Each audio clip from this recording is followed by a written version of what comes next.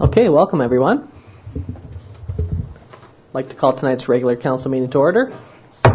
Recommendation that the agenda for the regular council meeting of November 11th, 2017 be adopted as presented. Moved by Councillor Kinney, seconded by Councillor Randhawa. All those in favor? Any opposed? Motion's carried. Recommendation that the minutes of the council meeting of October 30th, 2017 be adopted. Moved by Councillor Moreau, seconded by Councillor Randhawa. All those in favor? Any opposed? Motion's carried. Item 3B, recommendation that the minutes of the regular council meeting of October 30th, 2017 be adopted. Moved by Councillor Kinney, seconded by Councillor Cunningham. All those in favor? Any opposed? Motion's carried. Item 3C, recommendation that the minutes of the committee of the whole meeting of October 30th, 2017 be received. Moved by Councillor Niche, seconded by Councillor Randhawa. All those in favor? Any opposed? Motion's carried. Councillor Niche? The agenda is for November 14th. Yeah, I was actually just there. thinking that's not the date today, is it? Okay, so we'll just friendly and change to the agenda. That's the 14th. That caught me too. I was like, can't be the date. Okay, so first up, we have a delegation here. We're going to call up the Jennifer Rice MLA as well as the North Coast Transition Society to come sit at the table, and we're going to have a short presentation and a discussion here regarding affordable housing in Prince Rupert. Welcome, you guys.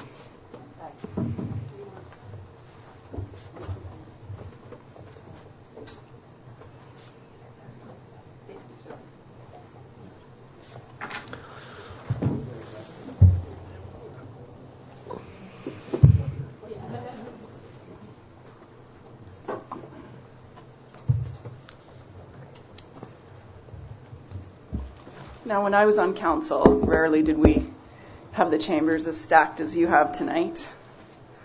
So kudos for you on that. So thanks for allowing me to come and present tonight. It's great to be here. As you know, the legislature's sitting, and this week we have the week off. And I'm really happy that it coincided that you had a council meeting while I was actually here in town. So that we could talk about today I'm going to talk to you about homelessness, housing, and poverty in general in our community. And my goal is to talk about the good news last, so that I don't lose you by coming out of the gates with the good news. So you have to hear my initial comments beforehand. So again, thank you. And while I have a lot to update you on as council, we're focusing tonight on housing, homelessness, and poverty reduction as it pertains to Prince Rupert. It's been 119 days since the NDP has formed government, 119 days today. And it's an honor to be re-elected as your MLA for a second term. I've also been appointed the role as BC's Parliamentary Secretary for Emergency Preparedness. So all things disasters is my new ballywhack, such as earthquakes and tsunamis and floods and fires. It's a portfolio I care passionately about, and I think you have a staff member here, Tsunami, that would be great to work with, and I look forward to connecting with Sue. Your new government's focus is to make life more affordable and to bring back the services that people count on. And thirdly is to create an economy that works for everyone. Now, this can take time. We've had 16 weeks to govern, and after 16 years of a former government. I understand communities and individuals are very anxious to see the commitments we've made come to fruition. We've already done a lot. I just want to highlight some of the things that I think our shared constituents would actually be interested in, and then I will move on to the Rupert specifics around housing shortly. So within our first 100 days of taking office, some of the initiatives that we have executed was, firstly, we raised the social assistance rates and the rates for people on disability by $100 a month. This is the first increase these recipients have had in over a decade. We've also increased the earnings exemption for people with disabilities to $200 a month. So being on disability and working, you're able to work part-time and keep a little bit more of that money to spend on the things that are important to you. We've increased the minimum wage to $11.35 an hour, and we're working towards a $15 an hour minimum wage. We're freezing hydro rates this year for 2018. They were planned to go up another 4%, but we're freezing that. We've eliminated tuition fees for adult basic education and for English language learners, so otherwise known as English as a second language. So anyone who wants a high school diploma or needs the courses to get their high school diploma will not have to pay tuition. We've reduced MSP premiums by 50%, and this is part of an overall plan to eliminate those fees altogether within our 4-year term. We've also lowered the small business tax rate to 2% from 2.5%. We're closing the fixed term loophole on renters, and under the previous government, landlords were allowed to exploit what they called the fixed term lease loophole to unfairly evict tenants and avoid the controls that are normally placed on rent increases. And here we experienced that quite a bit in Prince Rupert, where people were essentially evicted and told that they could come back or keep their place, but at an astronomically higher rent. So we're closing that loophole that subjects landlords to the same rate increases that other landlords in a normal lease agreement would be facing. The residential tenancy branch, this is anyone that's worked in housing here would know that this is an important body to actually help landlords and help tenants work out disputes, and it's been under-resourced for years, and so things that would normally go to a regular level of arbitration have fallen through the cracks. People have been homeless waiting for the process. So we've committed to restore balance to that and improve the services. We're increasing funding to the branch by $7 million over the next 3 years, and that's to ensure renters are treated fairly and that the rights and responsibilities of both the renters and the landlords are clearly understood. We've also launched an online application program to file a dispute resolution, which will make it easier and faster for tenants and landlords to resolve their tenancy issues. We're providing a boost to rural economies. As part of our commitment to support rural communities, our government is distributing over $500,000 in project development grants to help rural communities develop strong, stable economies and create long-term employment.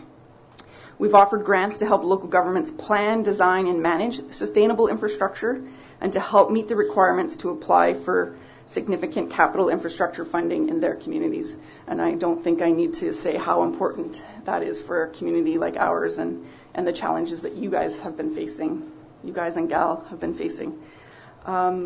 We've allocated more than $10 million to 90 eligible local governments, First Nations, and not-for-profit organizations under the BC Rural Dividend Program, the latest intake of which has just started.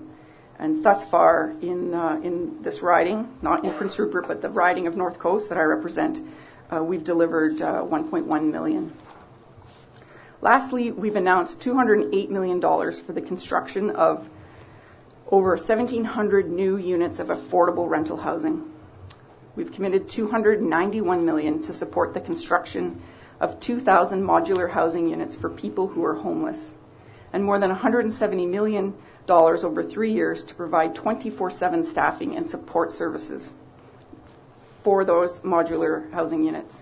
And so before I dive into the specifics around housing, I wanted to share with you something that I think is really important. I wanted to talk about a poverty reduction strategy. BC is the only province in the country without a poverty reduction strategy.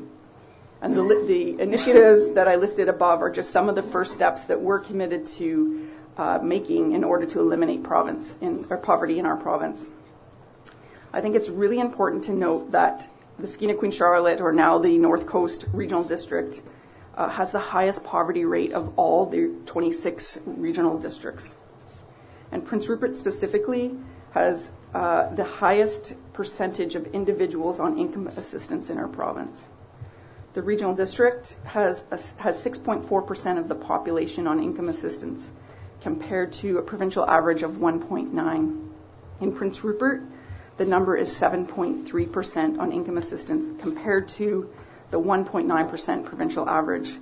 And these numbers that I'm offering you are statistics from 2012. So that's before the shuttering of the cannery or some of the other declines that we've experienced. The community with the second highest income assistant rate is about 4%, meaning that we have double what the second highest low-income community faces. I think I articulated that correctly. There's probably an easier way of saying that, but all that to say the numbers are bleak, and I think Joey has handed out just some facts for you. Did you get that? Okay, yeah. Thank you. Sorry, before I continue, if I could just introduce Joey and Joshua, which are my two constituency assistants that have to represent me in my absence. So when I'm in Victoria, it may well be that they come to council sometime and present to you. and they're available. They're there to help in the office. And so when it comes to child poverty, 32.5% of the children in our North Coast Regional District live in poverty. And in Prince Rupert, the number is 29.7%. So that's 1/3 of the children in our city are living in poverty. I just want to let that number sink in for a minute. That's 1/3 of the children here. Our government isn't going to attempt a top-down solution to ending poverty and all that encompasses. So we've announced a poverty reduction advisory forum consisting of 27 representatives from all walk of life and from all around our province to provide their insight and their suggestions on how to eradicate poverty. In fact, a city councillor and anti-poverty advocate from Terrace, many of you know Stacey Tyers, she's actually part of that 27-person advisory forum. Everyone in this province, everyone here in this room, everyone on council, everyone out in the hallway is invited to participate in this forum in a variety of ways: telephone, online, email, and as part of community meetings, which locations have yet to be announced. But I've been working really hard on ensuring that Prince Rupert is one of the communities that the forum will come and visit and hear from people that live here and from councils. So this is the first time anything like this has happened in BC, and I think it's important to share this information with everyone who wants to have a say in how we can make life better for people. I really hope that the City of Prince Rupert can actively participate in this process so we can collectively make life better for our shared constituents. So I wanted to make sure that you heard that before I moved on to the housing bit, which I know everyone is eager to talk about. I think it's important that we take stock in Prince Rupert and what Prince Rupert offers for the homeless when it comes to shelters. So there's been so much discussion on shelters in the last few weeks and what we have and what we should have and what we don't have. And there's been much finger pointing and much confusion. And so I just wanted to clarify for folks that the Salvation Army operates a shelter for women, men, and families out of the Raffles Hotel. And from all accounts, it is underutilized. BC Housing stats show that in October, Raffles had a 20% occupancy rate out of the 12 beds that they provide. Now, BC Housing looks at shelter usage in their decision-making process when it comes to funding an emergency winter shelter. A winter shelter is a very different thing and traditionally operates from November to March in communities who request one and only when their regular shelter beds are at or near capacity. So in the case of Prince Rupert, considering our low uptake on the regular shelter, we were not considered for an emergency winter shelter. And this is not the city's fault, nor is it the province's fault. And I'm really hoping the finger pointing and harsh criticisms can cease a bit because we are working on solutions. I think we all know, my community office knows, the Transition House knows, the Salvation Army knows, and the people camped out on your front lawn know that the low occupancy rate at Raffles does not accurately reflect the true number of homeless that we have in Prince Rupert. It is clear that Raffles is not adequately meeting the needs of our population, and we need other types of shelter solutions, particularly this winter season. And again, this is not a provincial problem to solve, nor is it federal or municipal. This is a societal challenge that is incumbent upon each and every one of us to help alleviate as much pain as possible inflicted upon our fellow citizens. For people watching and listening here at home, your mayor, your MLA, church groups, service providers such as the Transition Society sitting here with me tonight have been working hard to find another shelter option that works and gets us through this winter. We're listening to the needs of the homeless camped out and still living in the streets. We're working from previous work on housing and homelessness already completed over the last few years, and this is a true partnership. It will not be perfect, but we hope to have something more concrete in the coming days. And I'm going to pass it off to you, Mayor, to further elaborate shortly, but I just want to conclude with some even more good news.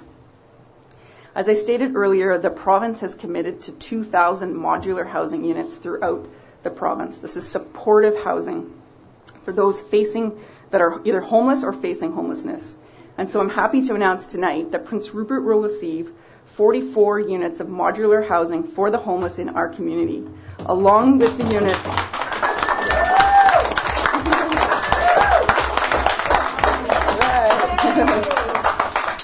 I guess I should speak the other way instead of to you folks, eh?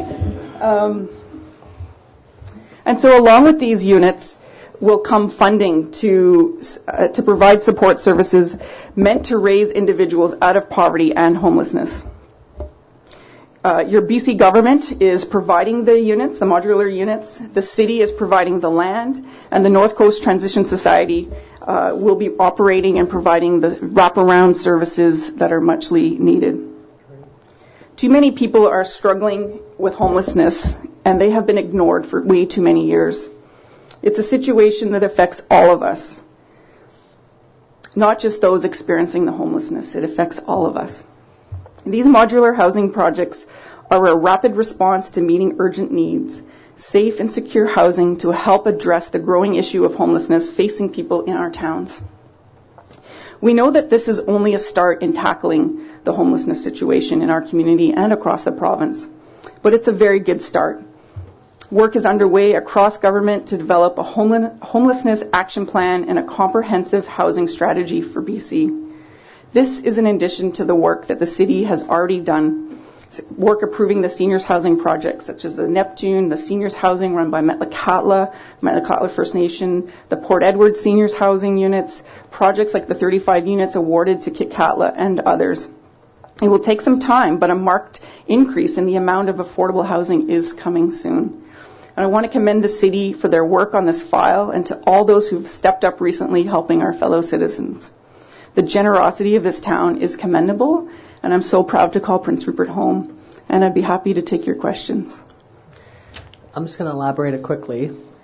And before we do from council questions, I do want the Transition House to just kind of briefly talk about their new mission statement that they've recently announced.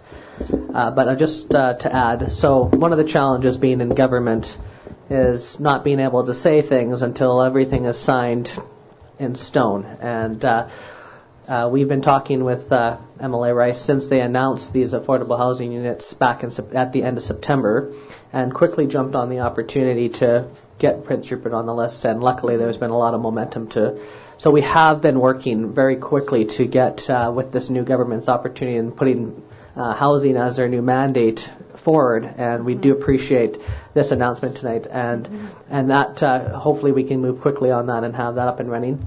But in terms of the immediate needs, we actually were just touring today with the North Coast Transition Society, myself and MLA Rice, some potential locations for a temporary shelter location in Prince Rupert. Our immediate goal is to be able to relocate folks that are on the front lawn to a safe and dry place. This is all about human health and safety for us and making sure people have a quality of life. And so locations are being explored right now. And one of the calls we have right now to the community, as we have options on the table, is to get a hold of the North Coast Transition Society, and to, if you have an idea for a location or an owner who owns a building or something like that has an idea or wants to donate a place or work with the transition house, they can contact them directly. And so, so there's a lot of movement happening on different parts, and it's a community issue that requires multiple people to partner to make it happen. And we hear everybody's concerns, and we are moving quickly on this. But I do want, if the transition house is willing, to just mention about the fact, like, what role you guys want to play in the community around this emergency shelter. And also that I know that there's funds being raised, and I have to hear from the transition house is that I think it's time for us to really come behind the transition house financially as a community to support this as a central organization that's really going to take on a whole new role for our community. But I'll let you guys speak to that yourselves directly, and then we'll have council be able to ask some questions. Okay, thank you, Mayor. It's very exciting for us. For those of you who don't know who we are, we're the North Coast Transition Society, and we currently have a 55-bed women's shelter in Prince Rupert. And with that, we also have wraparound services like 3 counseling programs, 2 housing programs that provide subsidies and supports to people that are homeless or at risk of becoming homeless. We have advocacy programs and alcohol and drug addiction services and all kinds of wraparound services. Plus, we have lots of great partnership with all the agencies in town, so we've all work together closely on different supports for people. So we're really excited about being able to support people with where they're at. And everything we do is with the idea of safety in mind, safety for individuals, for families, for the whole community as a whole. So we look forward to working with everyone. So that's okay. You can yeah. No. So I just like to say I look forward to working with the community and everybody involved. We really would like people's input as we move forward so that we can get the best possible services available to the people in the community and the people that need the services. Maybe we could arrange to have some contact information left at City Hall for Sure. people that need to. Absolutely. So we'll make sure that gets there. And so just once again, so the emergency shelter, these 42 units, this is going to go under the Transition House's new mandate of being able to expand their service, the wraparound services, because we all know that housing requires those services around it. That's what these 44 modular units that you're hearing announcement tonight. And I believe there'll be more details released tomorrow in a press release, correct? So there'll be more details in an actual press release. And I think you just said what you can say tonight type of thing.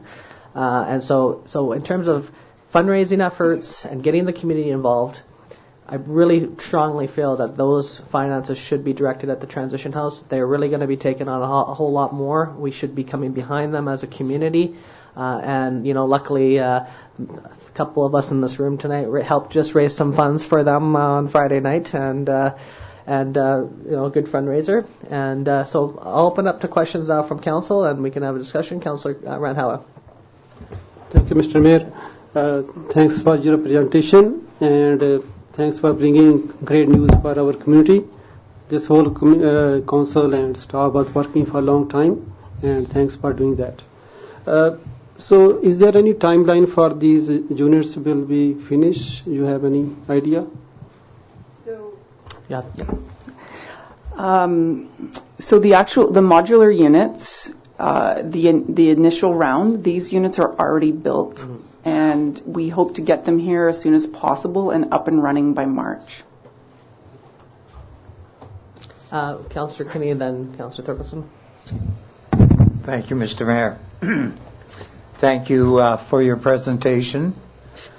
I'm very happy to hear about the 44 units. This is great. We need that, and we need a hell of a lot more than 44. What I want to know is, Jen, if you don't mind me, Jen, I know you're Miss MLA or whatever, but Jen, my concern is the poverty of 29.9 on the children.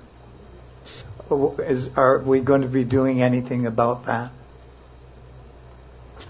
So that's why I started out with the presentation, because I think, there's more than a homelessness and housing issue, and there's all kinds of things that are factors that contribute to that. The living conditions of our residents is one of that. So the forum I talked about having, I think what's really exciting now, it sounds really policy wonkish. For example, if you're living in poverty, I don't think a lot of people go, oh, well, I'm having a good day here living in poverty today. We don't think in those terms, but we might be in a situation where we're like, geez, I don't know if I can pay my rent or if I can pay my hydro bill tonight. Which one should I pick? And these are the things that are facing our residents, and our children suffer from that. So part of having a poverty reduction strategy is to look at having like a multi-pronged approach on how that we improve people's lives. So for some people, it might be about affordability. For other people, it might be about a substance abuse problem that's been lingering for years that actually prevents a family from thriving, and hence our children suffer. So this is why I'm really excited about the forum, because it's not going to be just the obvious factors that we need to work on. We have to talk about things like food security, transportation, ability to get around and access the services that we need. And so we're doing that for all communities in British Columbia. And, I'm really hoping Prince Rupert will be a part of the solution. And the great thing about the forum is that everyone can participate. So those living in poverty, those not living in poverty, our elected officials, our service providers, we welcome everyone's feedback and ideas. And another question, when the units are done, who furnishes them?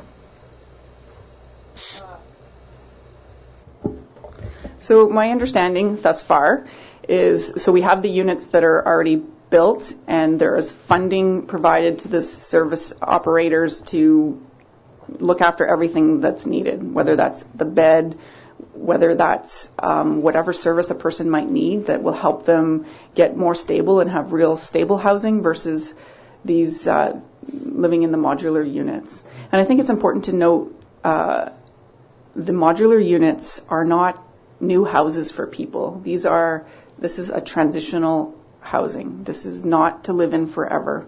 We have a lot of other announcements that have made for more stable housing units. But the purpose of these 44 are to tackle the chronic homelessness.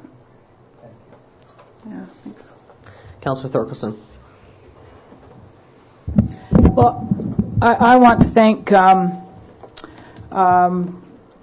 the mayor, and I want to thank our MLA for providing some quick response. And I think I also want to thank the people who have finally decided to work together in a united fashion to try to move this community forward. I think that those people that have been helping out, as much as I'm sure that I'm supposed to, as a city councillor, say that we should not have people camping by the fountain. I think that was between the courthouse lawn, which is a little bit soggy, and this lawn, you probably made a better choice, although it is a provincial responsibility. I hate getting my feet wet there every Remembrance Day. But what I do have a few questions, and I suppose some of them are for the transition house, maybe more for the transition house. But I guess the first thing is there a plan on how people are going to sign up for this supportive housing? Because 44 units, we need to ensure that those units are going to people who are definitely in need of them, and we need to not wait until March to figure out how we're going to get people in. When those houses arrive, people should be dusting off the doorstep and moving in, the day that they're firmly parked on their spot. So have you put any thought into how you're doing that, and I guess that's my first question, and then I do want to talk about the winter shelter. Thank you for your question. Everything's happened really fast, but there's a couple of things we have in mind. Like one, that the people that are using the extreme weather shelter will be the ones that will probably be working with the most to ensure that come the end of March, by the time the modular units arrive, that they'll be the first ones in the house. And if I could just add to that, we currently do have 8 transitional units that have a process in place for people getting into them and applications for getting into them, so that could all be turned around and used in this model. So I think it would help move it forward smoothly in that we can use what we're already doing, the model we've already got, to move that fairly quickly. Yeah, I think it's really necessary to work with the organizations that have already been involved in housing in town. So I'm sure Cane Anti-Poverty has the Unemployed Action Center at the Fisherman's Hall, the Prince Rupert Aboriginal Homeless Society needs to be involved. And I would hope, and I haven't seen a lot of bureaucracy coming out of the transition house, but what we do need to ensure is that people who are needing that housing may not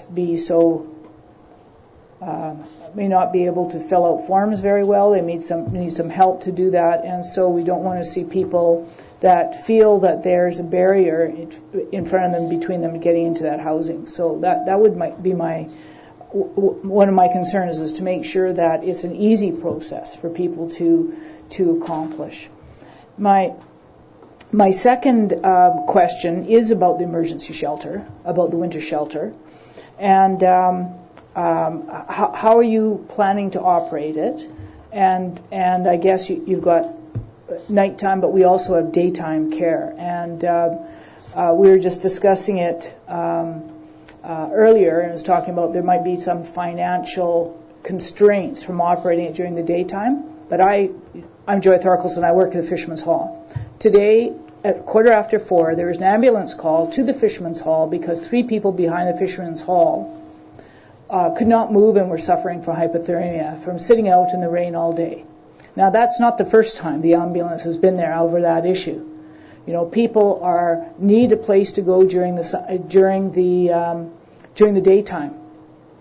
For part of the day, they can go and have something at some food at the Sally Ann, but for the rest of the time, they're just kicking around town with no warm, dry place to go. And we can't just provide a nighttime shelter, kick people out, and then think that they're going to be okay for the rest of the day. Now, if there's not enough money to provide enough staff to make sure that there is some time. So, if you need a 4-hour cleanup period from 9 till noon or 9 till 1, maybe that'll be okay. But really, we need to have some place for people to go during the day where they can be warm and dry and not, I'm just worried. Every time I hear that ambulance, I'm just worried I'm going to go outside. Every morning I go look, every lunch I go look to make sure nobody's died behind the hall, because we don't kick people out from there. People are allowed to stay there. I've made that clear to the RCMP and everybody else that they're allowed to stay there. But so what? There's a few tiny areas of where they can keep themselves dry. They're sure as hell not warm. So we need to have some kind of place where people can go during the daytime. I'm so glad we got this nighttime shelter. But, I wrote this letter last year, again, which says the city needs an emergency shelter which operates 20 to 24 hours a day. Surely we can get agencies together to figure something out. If we all do a little, then the problem can be solved. And I wrote that last year on March 8th. Because that is what people need, and I'm just so happy that the mayor got, that you guys camped out, that the mayor got things going, responded in a positive way, that this council is positive, and our MLA is positive, and we've got a positive government. Because I want people to come to the Fisherman's Hall to visit, not because they're cold and they're wet and they're hungry. So anyway, so that I hope that we can do that. If you don't have enough funding to do that, then we need to know that soon, right away, so that we can start hitting up organizations in town to provide funding for the shelter during the daytime. I know you have to close it down, have a cleanup period and whatever, but there still needs to be time where people get to be warm and safe.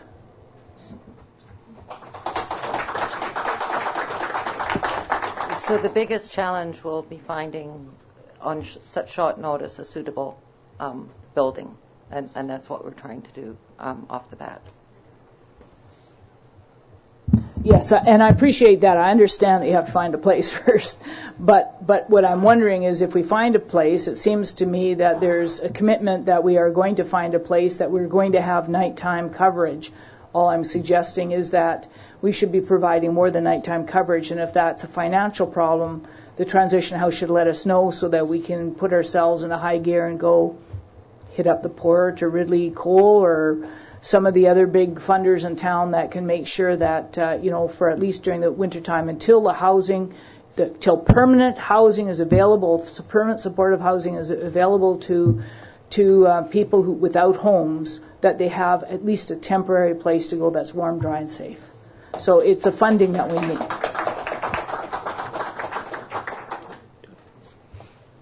I think our biggest challenge right now is to actually find the location, even though we've all toured a few possibilities, hopefully tonight with the help of the media, that finding appropriate venue.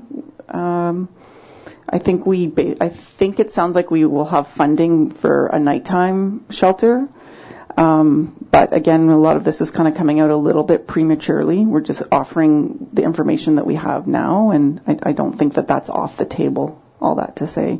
And I understand exactly what you're saying when we live in the rainiest climate, that we need something for the daytime as well. We get that. And just so people are aware too, we have a small group between us and Jen Rice's office and the North Coast Transition Society and BC Housing. We also have the Unemployment Action Center. We've been meeting and talking, and there's a lot of moving parts right now. And so once there's something solidified, that will be immediately updated, and then we'll be able to move forward from there. And then your concerns, we can start to work on that. So as Jen Rice says, we'll get a location first, and then we can work from there. Are there other questions from Council? Councillor Cunningham?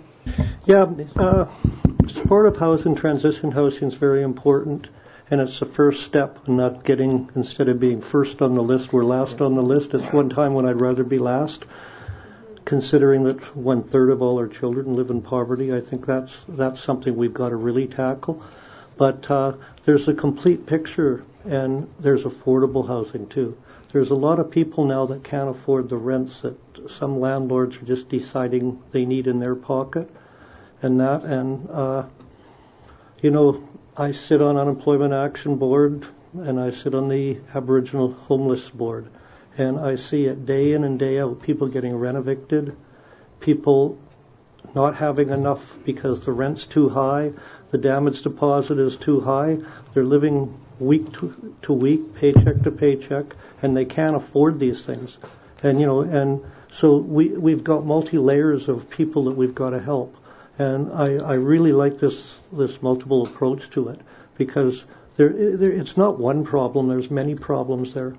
And I love the fact that we've got a lot of people coming out and wanting to work with us, and these are the people we've got to listen to. We've ignored them too long, I think, and it's about time we started listening to them. They're the ones that have the answers to the problem, not us sometimes.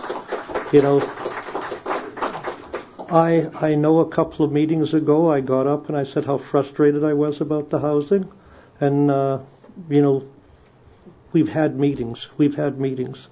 The mayor, myself, you, Jen, a lot of people. We beat the drums in that. Now you're sitting in a place where you can really help, and I really appreciate the fact that you're stepping up and doing it, because I think we've got a government that cares about the people finally.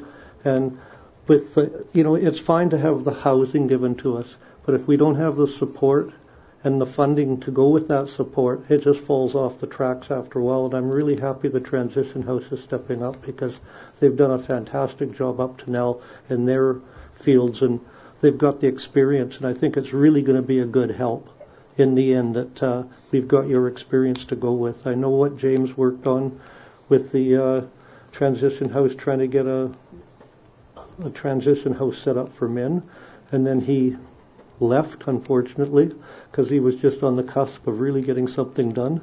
He's gone to better and bigger things, I believe. But it's going to only be successful if we all keep working at it, and that's something that we've got to do. And we've got some great leadership. We've just got to help them get to where we want to get to. What some people call it the promised land, I just call it a nice warm place to lay down at night sometimes. Okay, thanks again. Councillor Niche, and then Councillor Morrow. I just wanted to say thank you for the great news tonight, and I look forward to working with the North Coast Transition Society to make this all come together for us. They've done wonderful things for what they've done already, and they're only going to expand and make it better. And just a side tangent, that this was also Miss Stud Finder a couple years ago. Thanks, Mr. Mayor. And I just want to echo that sentiment. So thanks, first of all, for coming. Thanks very much for the investment. It's obviously going to make a big difference. And in particular, thanks for your government's work on starting a poverty reduction strategy, because it's such a complex issue, and no two-person stories are the same. Thank you to the Transition Society for expanding your mandate. You guys are a crucial partner in this, so there's just so much to be thankful for in tonight's announcement. As a local government, I mean, it's not a secret that we just don't have the resources to deal with how massive of an issue this is on our own, so this type of collaboration and partnership is absolutely crucial. So, with that said, I just had one question of clarification, and I'm sorry if I missed this at the beginning, but are the 44 units all designated to be supportive housing, or are some of them designated as longer term?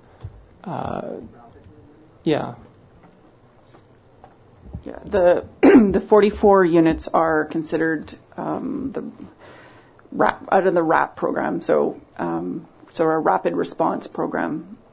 So this is not about living in them for any length of time. This is about having a good place to live in, and they're actually really nice. You'll see them soon, but this is about having, a decent place to live, and having the supports that you need to actually get on your feet, and having the services available nearby that you need. Some of the units some have communal kitchens. Some of them are more independent. But this is not housing. There's other housing announcements that have been made. There's other housing announcements made under the previous government, all of which we are still committed to following through on. There's all kinds of rumors, so to speak, of canceling projects. And as far as I know, as of tonight, sitting here at this table, last talking to BC Housing about 40 minutes ago, or to the Minister of Health, is that all of that is on the table, and some of those units are more permanent and longer term. So just two things then to take away from this tonight then is the immediate thing is helping the media's help finding a location immediately for this winter's shelter. So we need help from the community and finding owners of buildings and things like that who would like to come forward to get a hold of the North Coast Transition Society. You can look them up online, or we'll leave contact info here at City Hall. So that's one thing. Mm-hmm. And the next thing is that the folks who are organizing the tent city and that you're fundraising, things like that, starts canvassing, start raising funds. And my belief is that those funds, we should be going towards the Transition House, who are going to be this wraparound services, who are going to manage, maintain, and if those out in the community who want to donate funds, we just did a big fundraising event for them. For those who want to continue to donate, I think it's time for us to come and support the Transition House, who are going to do a lot of the heavy lifting once we get this squared away. So those are two things I think we should take away, and we're looking forward to working with BC Housing on finding a location, and it's all very positive, and we're going to get some results for this community. So we really appreciate everything. you said you were going to do it, and you did it, and that's what matters, following through. And we really appreciate working with you guys. And if there's anything else, I think maybe we'll wrap this up for tonight and get on with regular business. Okay, thank you very much for your time. Thanks for coming tonight. Resume our council meeting. Next up, we have Ken Shaw, the president of the Transition Prince Rupert Society, regarding the McKay Street Park update.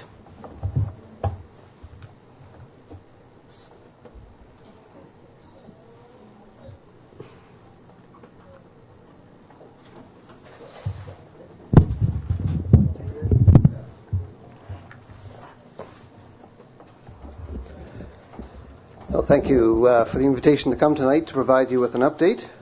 And following the transition, we're Transition Prince Rupert, not to be confused with the Transition Society. Just very, very different society and different activities. So the focus of the society for the last year and actually several years has been the getting the McKay Street Park developed, and so we'll provide you an update on where we've got to. So just a quick agenda here. I'll just go through what the design process has been. The proposed design by BCAA, some cost considerations, and then, of course, thanks to all the people that have helped out.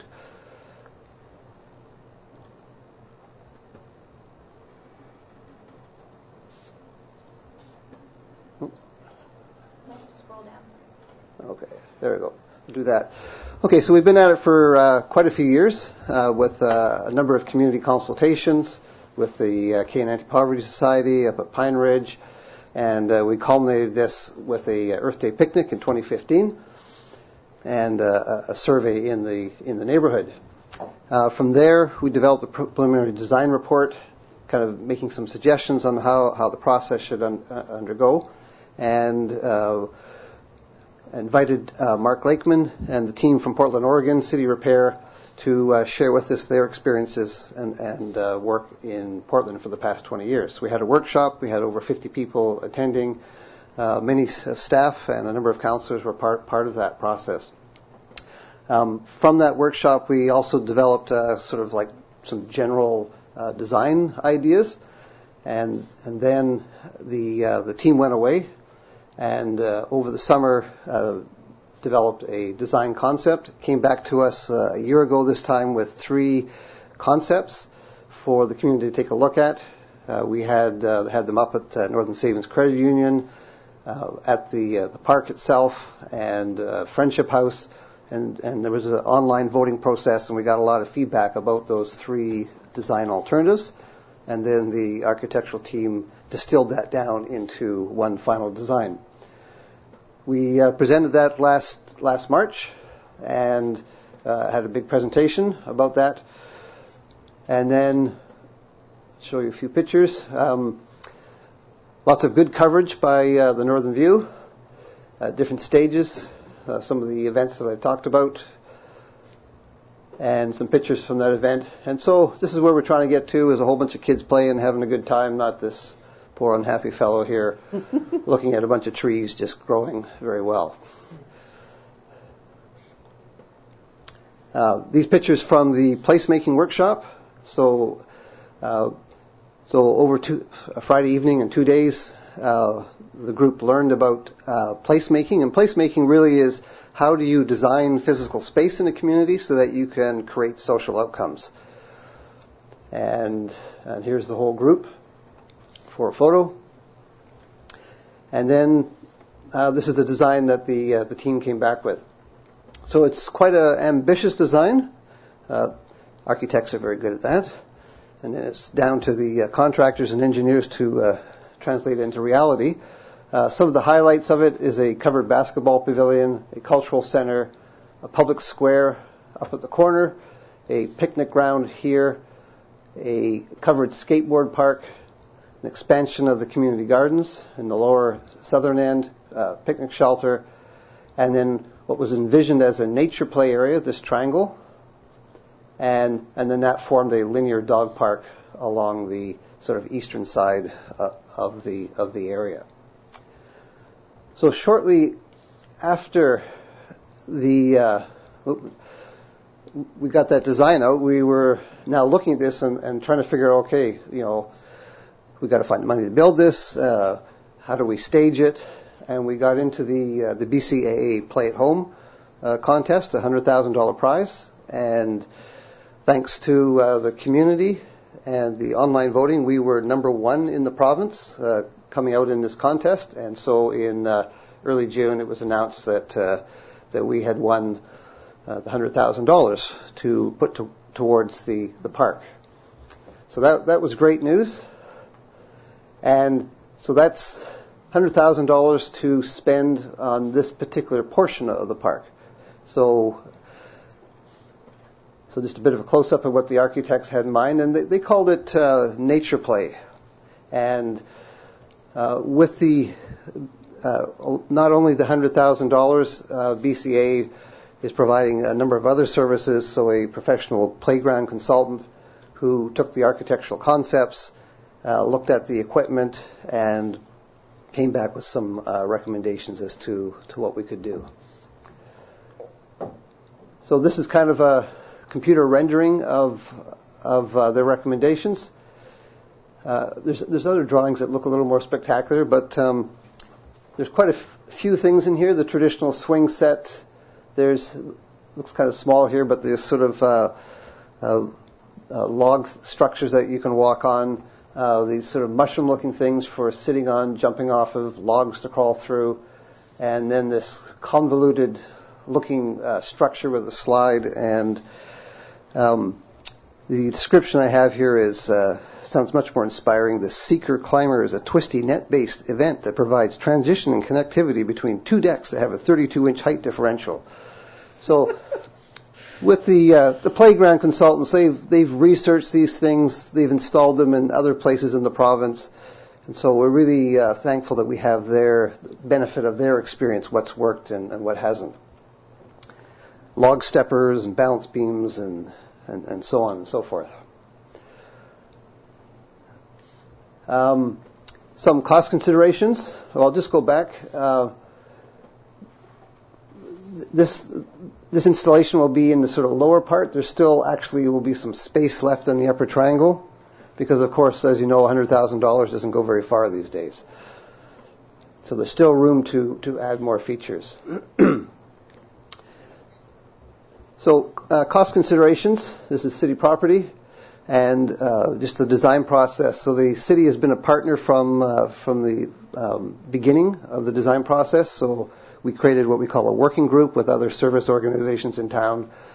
And it was very clear from the beginning that the design that we come up with needs to have little, no maintenance costs, but small maintenance costs. And it would also have to have union support for the project. So the union voted last week to support the use of a volunteer contractor to do the installation. The consultant has done all the design work. That's part of the service provided, and we've also solicited in-kind support from some other suppliers in town so that we're able to take that $100,000 and stretch it as much as possible. So today, I'm here on behalf of Transition Prince Rupert to request a resolution from Council to support the project moving forward so that we can get the equipment, clear the site, and get it installed as soon as the hands are able to do it and the weather permits. 2 more slides. We've had a lot of sponsors. Of course, BCA, they're a big sponsor, and it's great having an insurance company do this because they cover all the liability costs associated with this work. Marcan Construction have agreed to do the work, and Stories Excavating. And back in the design process, we had support from Porter Prince Rupert, DP World, Rupert Wood and Steel, and Redesign Prince Rupert. And the groups involved that we've been working with, including the city, CAPS, the Canadian Anti-Poverty Society, Ministerial Association, Northern Health have played a role, the Baha'i Youth Empowerment Group, Salmonberry Trading, Success by Six, City Repair from Portland, Northern Savings and Northwest Community College have all, in one way or another, provided input, donations, space, et cetera, et cetera. So a real community project. But of course, the real support was the people of Prince Rupert, who every day last May went online and voted for this project. And every day you could see those numbers, and you could see the other communities, rallying support and getting closer, and like, okay, we got to get more people voting. And so it was great. It was quite exciting to see that. So thank you to Prince Rupert. And questions, comments? Councillor Grandhouse. Thank you, Mr. Mayor. Thanks for your presentation. It's a great project. And so how much is the total budget like for this project? So for the playground portion is $100,000 that BCA is prepared to spend. And if you think of the consultant costs, their travel here, the donations, it's probably in line with other playgrounds that are going on in the city, that it's probably double in price to actually do this work. And if everything goes fine, like when we can expect this one to be available? Well, the contractor was ready to start a couple of weeks ago. So after you pass the resolution tonight, we'll be able to talk to them and say, how's your work lined up? When can you get there? And BCA, they wanted it installed in September. So we're ready to go as soon as we can. Thanks for doing a great job for the community. Anybody else? Councillor Thorkelson? Yeah, I was just wondering if you could put that map up again of the playground, the design. Yeah. So, no, not that one. The one of the So where is that going to be in relationship to the street? Okay. So actually, I'll go back to the big one. So Kootenay Avenue is on this side, and Ritchie. And the existing community garden is just in this corner, the little sort of chain link fence that we see there. So the baseball diamond fence that's there, this path that you see along here kind of follows that natural pathway that already exists. Now this is sort of mowed lawn, and the little basketball hoop is here. So it kind of fits in with that space. The pathway here is that border. The plan is that the chain link fence from the baseball diamond will get moved over and will form the boundary between the dog park and the nature play area. So it seems fairly logical that we almost have a dog park built once that fence is there, and it needs just a few more things. I just want to make sure that it's because it's sort of away from it's sort of built for little kids, right? And it's sort of away from the unit, so it's just whether it's going to be safe and visible from the street for little kids to be playing at, because little kids aren't always supervised, and just wanted to make sure that was people were going to be able to see it from the street. I was just wondering, I hate mucking around with the design that's already there, but I was just wondering if turning it or something, it would just leave everything as it is and turn it. But I mean, if this is satisfactory to the people of McKay Street, I just worried if I was a parent, it just looked like if I was going to have a little toddler park, I might put it where the public square is, right? That's all. I'm just concerned about safety for little kids. That's all. The sight lines currently, even though the alder are there, are actually pretty good for that little triangle. This is all cleared in the south portion here, so anywhere along here you can see quite nicely. Also, there's a bit of a slope up the hill, so along this street you can see down. But we'll also do a bit more clearing as well, so should be pretty good. Councillor Cunningham, then Councillor Niche. Mr. Shaw. I've been waiting to say that to you, kid. You've got like a large triangle at the back with the doggy park, the community garden, and then the playground. When you're doing the playground part, the community garden, could that be done at the same time? Because basically all you're going to be doing is just clearing that out and getting it ready for planting. So unfortunately we've only raised funds for the playground portion, and In fact, we had just got to this final design and we're sort of digesting it when we got into that contest. And then BCA were so keen to go ahead that they announced it on Friday, and Tuesday morning they were here to meet with us. So we've spent a fair bit of time over the summer and the fall working with them and, the various pieces, just actually on the playground portion. So we have to get to the next part now. But, so hopefully the other portions will come. Councillor Nish? Thank you for all your hard work on this, and I just wanted to throw it out there again. Thank you to the mayor for putting his hard work and effort into the BCA online. He put his name out there every day and said, vote, vote, vote, and I'm pretty sure that we won that because of what he did there, and thank you again for all your hard work.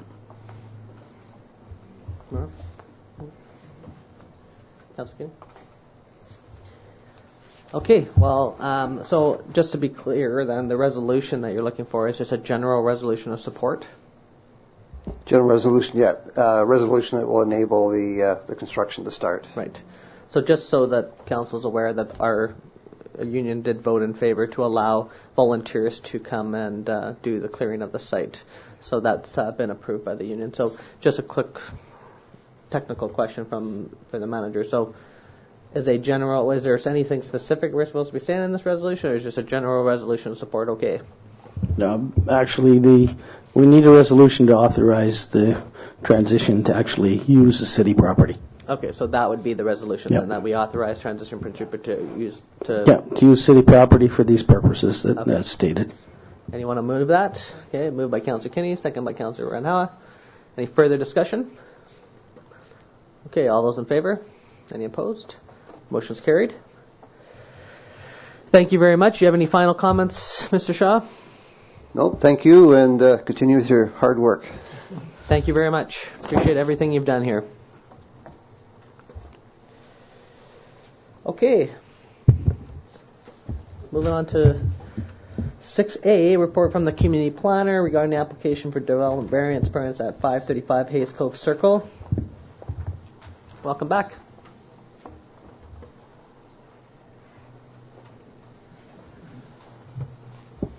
This development variance permit request at 535 Hayes Cove Circle is for the purpose of renovating a single-family residence that currently exists in non-conformance standards to the setback standards of the City of Prince Rupert zoning bylaw.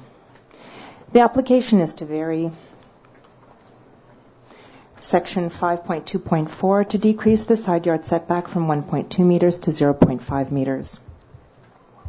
This is at the west boundary and for the purpose of raising the residence by an additional 1.1 meters. And this is to improve on-site on-site drainage. Not my day. The proposed building height will not be exceeding the maximum allowable building height. Staff issued notification of the proposed variance to the neighboring properties within a radius of 50 meters. As of the date of the report, staff did not receive any inquiries or comments. In conclusion, as of today's date, we did not receive any objections that would prevent approval of this application for variance. Do you have any questions?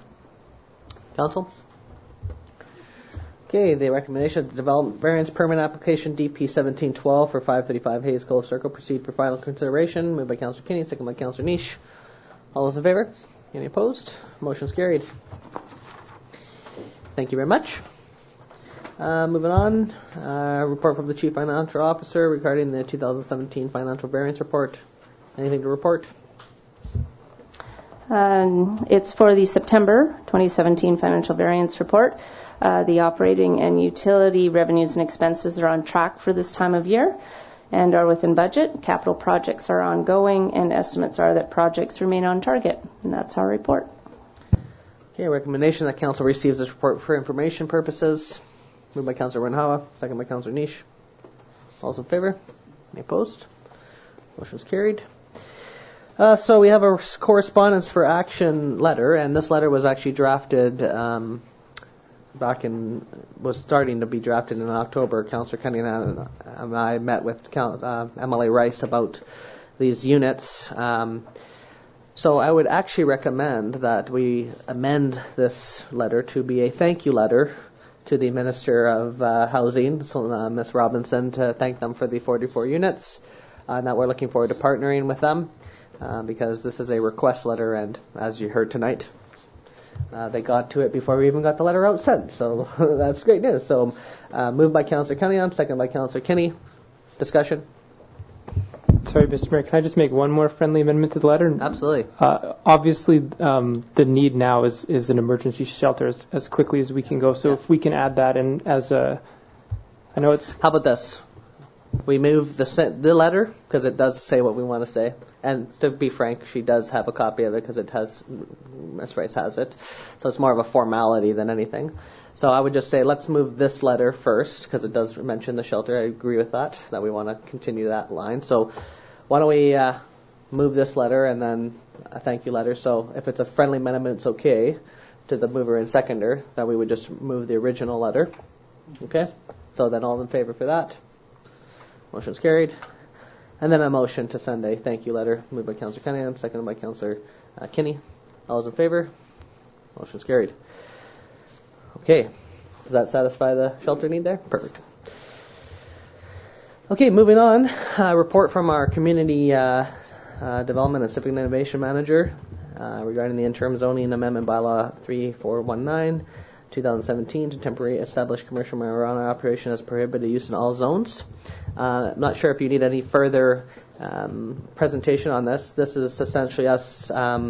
The motion is to simply say we're going to delay this into 2018 until legalization framework is available, and that's anticipated to be July 1st of 2018.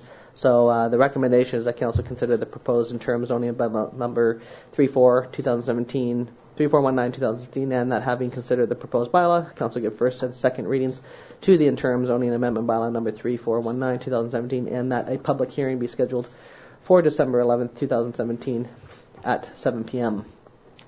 Moved by Councillor Kinney, second by Councillor Niche. Any further discussion? I've noticed that the provincial government was trying to get input on what people would believe that regulation should contain, and I was sort of wondering. I don't know the timeline for that, but if the timeline is not past the next meeting, I was wondering if maybe because this requires a public hearing, and so maybe we could also ask at the time that that people let us know what they think the provincial government should make as some legislation or rules or whatever you want to call it. But because there's been a request by the provincial government for us to do that, specifically for the Pacific Northwest to do that, and I think that we might use both platforms. I believe the comment period is closed now, though, for that, if I understand correctly. However, we might as well continue to say what we need to say. So I have no idea, but I'm sure they'd be anxious to hear what we think. Yeah. Okay. Any further comments? Okay, all those in favor? Any opposed? Motion's carried. Any final reports from Council? Okay, motion to adjourn. Councillor Randhawa. Yeah, thank you, Mr. Mayor. Like we all working for the affordable housing for a long time, and finally we got good news today. And we are looking for the temporary shelters.